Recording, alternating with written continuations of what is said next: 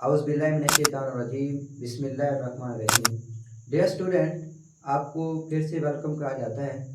Dear student, हमने जो bio का पिछला लेक्चर जो था उसके अंदर ब्रांचेस के बारे में बात की थी, बायो की। आज का जो टॉपिक है, आज हम ये देखेंगे कि बायोलॉजी का बाकी जो दीगर साइंसेस हैं, अदर साइंसेस हैं, उनके साथ इसका क्या रिलेशनशिप है। तो टॉपिक का नाम है relationship of biology with other sciences, कि दूसरी जो साइंसेस हैं उनके साथ बायो का क्या ताल्लुक है। तो सबसे पहले जो हमारी केमिस्ट्री है, जो टॉपिक है, जो ब्रांच है, वो है बायो केमिस्ट्री। तो देखते हैं कि बायो केमिस्ट्री क्या है। Study of structures and reaction of different chemicals, कि ये वो ब्रांच है जिसके अंदर हम लोग स्टडी करते हैं मुख्तलिफ स्ट्रक्चर्स और रिएक्शंस को, जो कि अक्सर हो रहेंगे या टेक प्लेस कर रहे किसके अंदर, इन लिविंग सिस्टम या लिविंग ऑर्गेनिज्म। कि ऐसी ब्रांच बायोलॉजी की जिसके अंदर हम मुख्तलिफ किस्म के जो केमिकल रिएक्शंस हैं, अगर वो किसी लिविंग बॉडी के अंदर, किसी लिविंग ऑर्गेनिज्म के अंदर हो रहे हो, उनको स्टडी करना क्या कहलाता है, बायोकेमिस्ट्री। मिसाल के तौर पर अगर हम एनिमल्स की बात करते हैं, एनिमल्स, तो हम क्या करते हैं, जब सांस लेते हैं इसे हम कहते हैं रेस्पिरेशंस।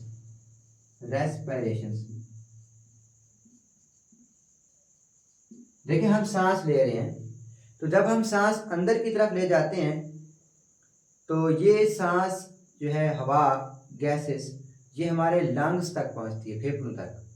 लंग्स में जब पहुंचती है तो वहाँ पे छोटी छोटी शाफ्ट होती हैं जिसे हम एल्वोलाई कहते हैं। वहाँ से ये हमारे ब्लड के अंदर डिफ्यूज़ हो जाती है। फिर वहाँ जब हम सांस बाहर निकालते हैं तो सेलुलर रेस्पिरेशन के नतीजे में जब सेल वर्क करते हैं तो उसके नतीजे में जो पैदा होने वाली जो कार्बन डाइऑक्साइड होती है, उसको हम जब सांस बाहर निकालते हैं तो कार्बन डाइऑक्साइड को क्या करते हैं, बाहर निकाल देते हैं। तो इसके नतीजे में एक रिएक्शन हुआ है जिसमें ऑक्सीजन इस्तेमाल हो चुकी है और कार्बन डाइऑक्साइड जो उस रिएक्शन के नतीजे में बनी है उसको हमने अपनी सांस के जरिए बाहर निकाल दिया है। तो ये क्या हुआ है, एक रिएक्शन हुआ है केमिकल।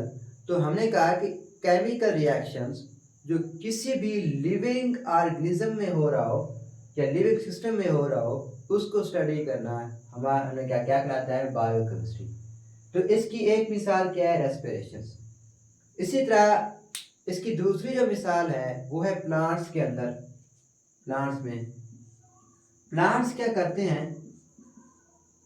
प्लांट्स जो हैं ये कार्बन डाइऑक्साइड प्लस वाटर के मॉलिक्यूल्स, पानी, और सूरज की रोशनी की मौजूदगी में जो प्लांट्स का जो लीव होता है, पत्ता, लीव में एक पिगमेंट पाया जाता है जिसे हम कहते हैं क्लोरोफिल। ठीक है, क्लोरोफिल ये एक पिगमेंट है। अब इस क्लोरोफिल के अंदर या पत्ते के अंदर सूरज की रोशनी, पानी और कार्बन डाइऑक्साइड की मौजूदगी की वजह से, इन तीनों की मौजूदगी में एक केमिकल रिएक्शन होता है। इन तीनों की मौजूदगी में क्या होता है, एक रिएक्शन होता है। रिएक्शन हो किस में रहा होता है, क्लोरोफिल में। ठीक है, तो इस रिएक्शन के नतीजे में क्या बनती है, ग्लूकोज।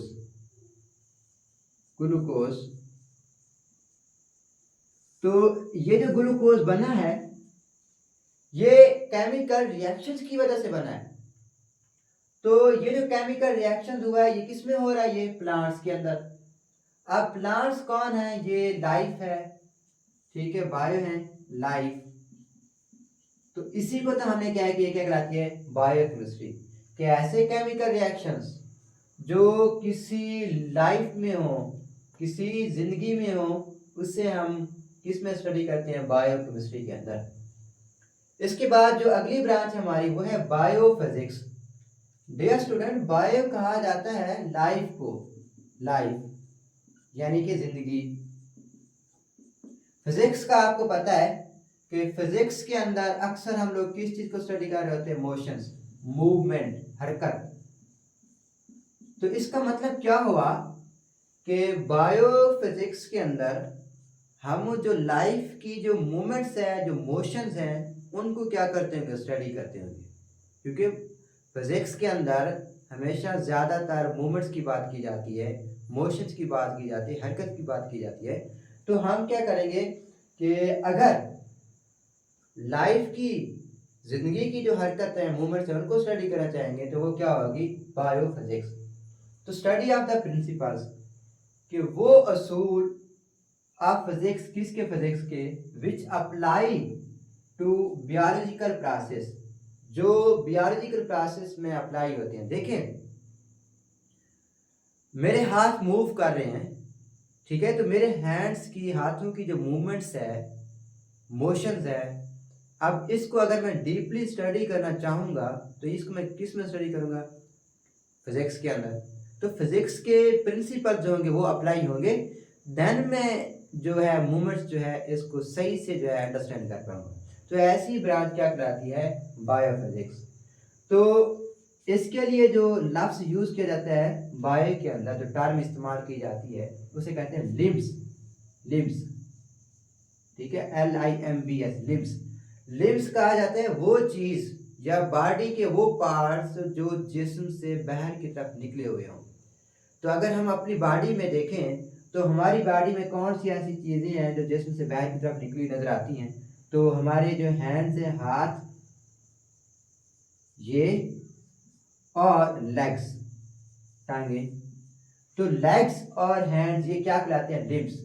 तो इन लेग्स और हैंड्स की जो मूवमेंट्स है, मोशंस है, उसको स्टडी करना क्या कहलाता है? बायोफिजिक्स। और ये जो हमारे हाथ हैं या टांगे हैं, ये किस प्रिंसिपल के ऊपर जो है वर्क करती हैं? ये एक प्रिंसिपल है फिजिक्स का, वो है लीवर। कि जैसे हम लोग लीवर की जो मूवमेंट्स है उसको जिन प्रिंसिपल के अप्लाई करके स्टडी करते हैं, सेम उसी प्रिंसिपल को अप्लाई करके हम क्या स्टडी करते हैं? लिम्स को। ठीक है। अब ये जो लीवर है, ये डियर स्टूडेंट, लीवर दो लफ्ज होते हैं। एक होता है LIVER, ये लीवर होता है जिगर, ठीक है, जिसे आप कलेजी कहते हो, कलेजी। तो ये लीवर और चीज है, ये लीवर और है। ये लीवर होता है, ठीक है, अक्सर ये जो आप बाइक चला रहे होते हैं ना, बाइक, तो बाइक का जो गेयर होता है जहाँ पे, ठीक है, उस गेयर की जगह पे एक लीवर लगा होता है। ये अक्सर जो गाड़ियाँ होती हैं उनके अंदर मौजूद होता है। तो इसका काम क्या होता है? मूवमेंट्स करवाना या वेट वगैरह उठाने के लिए होते हैं लीवर। तो लीवर की जो मूवमेंट्स है उसको स्टडी करना, और हाथों की और लेग्स की जो मूवमेंट्स है उसको स्टडी करना क्या कहलाता है? बायोफिजिक्स। तो ये मूवमेंट्स हैं, ध्यान दें, इन सब की जो मूवमेंट्स है सेम होती है। इसके बाद जो अगली ब्रांच है हमारी, वो है कंप्यूटेशनल बायोलॉजी। कंप्यूटर से याद रखिएगा कि कंप्यूटेशनल बायोलॉजी, कंप्यूटर वर्ड से याद रखना कि ये बायोलॉजी की एक ऐसी ब्रांच है जिसके अंदर हम लोग मैथमेटिकल मॉडल्स प्लस एल्गोरिथम्स, इस और इनको हम कहाँ पे अप्लाई करते हैं? कंप्यूटर सिमुलाइजेशन या सिमुलेशन। सिमुलेशन से मुराद कि जो चीज हमें बायो के अंदर नजर आती है उसको हमने कंप्यूटर के अंदर क्या करना? स्टडी करना है। लेट्स सपोज कि हमने जो है एक डाइसेक्शंस की फ्रॉग की, और उसके अंदर हमने उसका जो हार्ट है उसको देखा और उसकी जो डायग्राम है वो बनाई।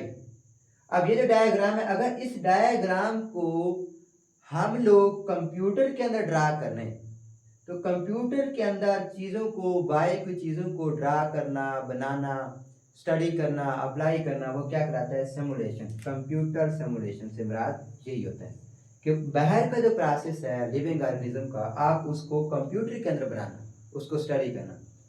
तो मैथमेटिकल मॉडल्स, जब आप कोई तजर्बा करते हैं, एक्सपेरिमेंट करते हैं, तो उस एक्सपेरिमेंट के नतीजे में आपको एक डाटा हासिल होता है, डाटा। अब उस डाटा को आप हल करने के लिए कंप्यूटर के अंदर मुख्तलिफ फार्मूले होते हैं, मैथ के फार्मूला। आप उन फार्मूला को यूज करके, उन टूल्स को मैथ के यूज करके किसके अंदर, कंप्यूटर के अंदर अपने बाय के जो प्रॉब्लम्स होते हैं उनको हल करते हैं। इसे हम कहते हैं मैथमेटिकल मॉडल्स। बाज़ बात हम लोग मैथ का ग्राफ वगैरह, फ्लो चार्ट, मैप वगैरह यूज करते हैं अपने बयान के प्रॉब्लम को हल करने के लिए। इसी तरह एल्गोरिथम्स, एल्गोरिथम्स क्या है कि ये भी ऐसे कि मैप हो गया या ठीक है, मैप्स के अलावा बाकी जो ग्राफ हो गया, फ्लो चार्ट हो गया, तो इन चीज़ों को स्टडी करने के लिए हम क्या करते हैं, मुख्तलिफ सॉफ्टवेयर का इस्तेमाल करते हैं, सॉफ्टवेयर का, ठीक है, और मुख्तलिफ डायग्राम जो है वो ड्रा करते हैं। तो ये सारी की सारी चीज़ें किसके अंदर ड्रा करते हैं, किन की मदद से, किस चीज़ की मदद से, कंप्यूटर की मदद से। तो कंप्यूटर की मदद से हम बायोलॉजिकल सिस्टम को स्टडी करना क्या कहलाता है, कंप्यूटेशनल बायोलॉजी। इसके बाद अगली जो ब्रांच हमारी वो है बायोजियोग्राफी। डियर स्टूडेंट, बायो मतलब है लाइफ, जियो मीन्स अर्थ, जमीन, ग्राफी कहते हैं पोजीशंस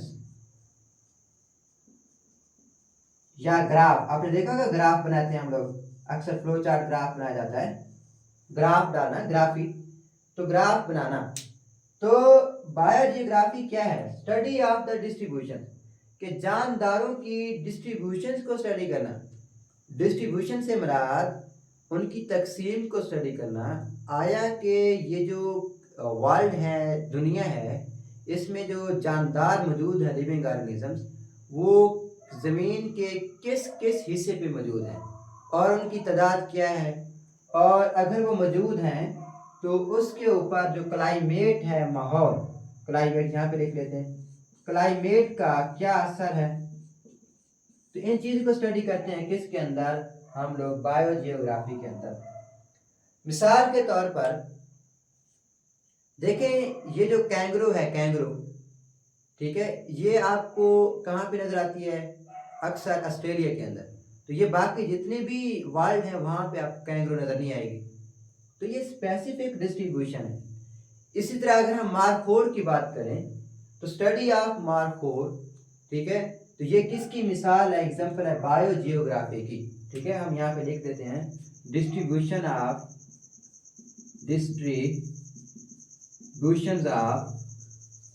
मारखोर, कि मारखोर की जो डिस्ट्रीब्यूशन है किस में, इन पाकिस्तान के अंदर, ठीक है। तो ये किसकी मिसाल है, बायोजियोग्राफी। ये जो मारखोर है पाकिस्तान के, ये किन किन इलाकों में पाया जाता है, मौजूद होता है। तो ये अक्सर चतराल हो गया, अपर दीर हो गया, ठीक है, सवात हो गया, तो उन इलाकों में ये मौजूद होता है मारखोर। तो इस चीज़ को स्टडी करना क्या कराता है, biogeography, study of the distribution of living organism, जानदारों की तकसीम को, डिस्ट्रीब्यूशन को स्टडी करना in different parts of the earth, ज़मीन के मुख्तलिफ हिस्सों में, is called biogeography. For example distribution of मारखोर इन पाकिस्तान या in different regions of the Pakistan is example of biogeography. इसके अंदर हम लोग क्लाइमेट को जो है, क्लाइमेट से मुराद माहौल, माहौल में जो टेम्परेचर हो गया, सर्दी गर्मी, ठीक है, ये सारा क्या कहलाता है, क्लाइमेट कहलाता है। तो इसको भी हम क्या करते हैं, लोग स्टडी करते हैं। तो ये आज का आपका टॉपिक था। उम्मीद काफ़ी है कि आपके जो सवाल है सबके कंसेप्ट क्लियर हो चुके होंगे। मज़ीद अगर कोई सवाल है तो आप कमेंट सेक्शन में पूछ सकते हैं। तब तक आपको बेस्ट ऑफ लक, अल्लाह हाफिज़।